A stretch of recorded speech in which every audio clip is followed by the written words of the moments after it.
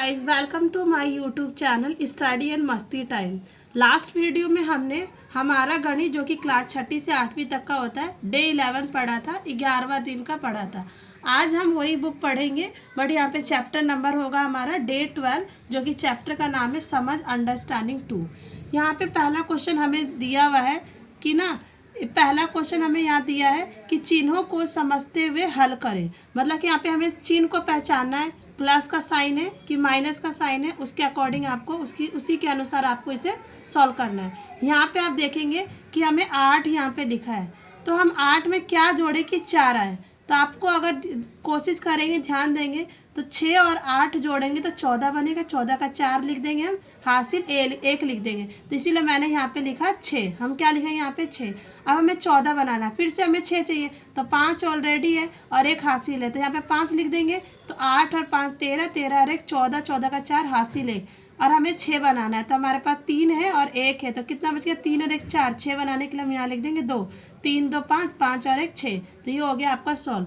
अगला यहाँ पे हमें बोल रहा है कि साइन किस चीज़ का है, माइनस का है। तो साइन माइनस का है, मतलब कि हमें 8 में से क्या घटाना है कि 9 बचे।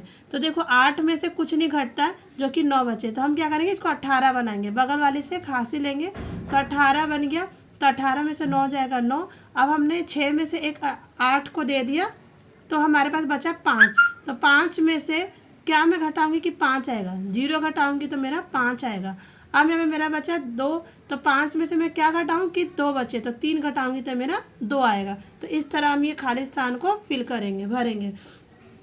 अगला यहाँ पे बोल रहा है कि 7 में से 3 घटाया तो 4 है, ठीक है। अब मैं किस में से 2 घटाऊँ कि 8 है, तो 10 में से हम 2 घटाते हैं तो 8 आता है, तो हम यहाँ पे 0 लिख देंगे।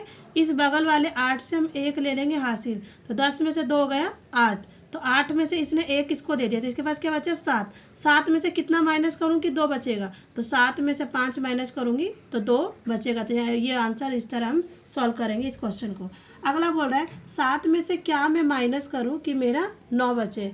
तो आप देखेंगे यहाँ पे 7 है, तो 17 में से जब 8 माइनस करते तो 9 बचता है, तो हम यहाँ पे लिख देंगे 8। तो मैंने इसको हासिल दे दिया, तो इसके बचा 4। तो 4 में से कितना माइनस करूँ कि 7 बचेगा, तो मैं बगल वाले से एक हासिल लूँगी, तो ये 14 बन गया। 14 में 7 गया 7, अब यहाँ पे बच गया 5। तो 5 में से कितना मैं माइनस करूँ कि 2 बचे, तो 5 में से मैं यहाँ पे माइनस करूँगी 3, तो मेरा बच जाएगा 2। तो ये हमारा इस तरह सॉल्व होगा। अब यहाँ पे ऐड साइन क्या आपको दे रखा है, प्लस का।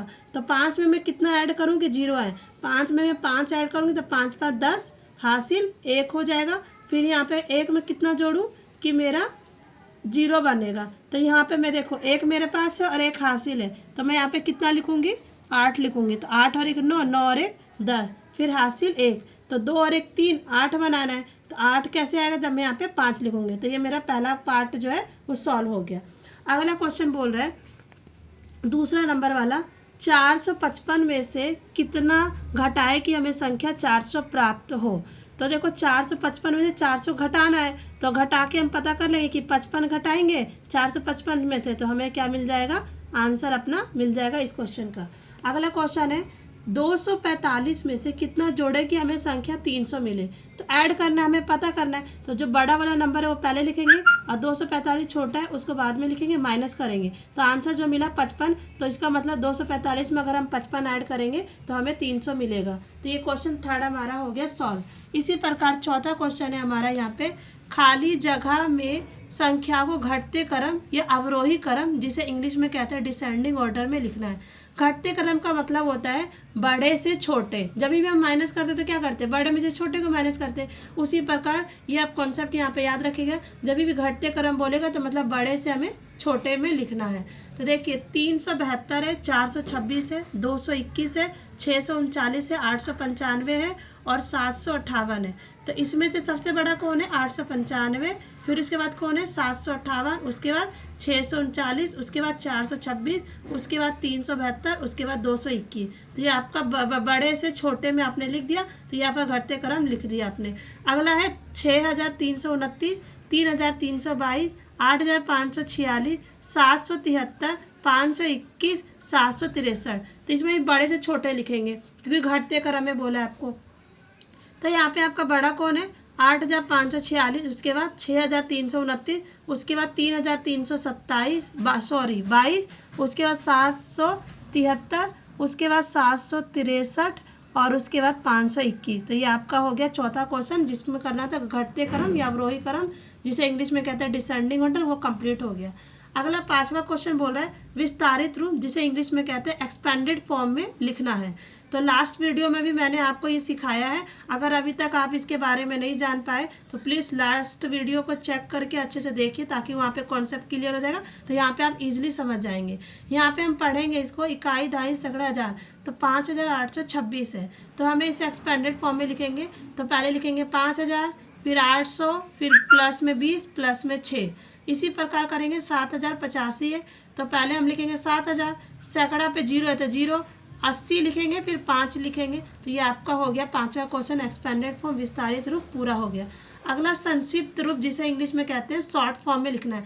ये आपको विस्तारित रूप में दे रखा है और इसको शॉर्ट में लिखना है। तो देखिए इकाई पे कुछ है नहीं, तो हम 0 लिख देंगे। दहाई पे क्या है 5, सैकड़ा पे क्या है तो 3 लिख देंगे। हज़ार पे 4 है तो 4 लिख देंगे। तो हमारा संख्या बन जाएगा 4,350।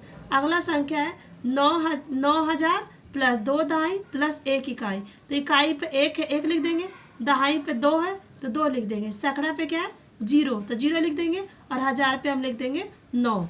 अगला क्वेश्चन है 7वां, एक रेडियो और एक घड़ी का मूल्य 3,875 रुपये है। मतलब कि हमने ना रेडियो और घड़ी का मूल्य को दोनों को ऐड करके क्वेश्चन में दिया हुआ है प्राइस। उसके बाद यदि रेडियो का मूल्य 1,999, तो घड़ी का मूल्य क्या होगा।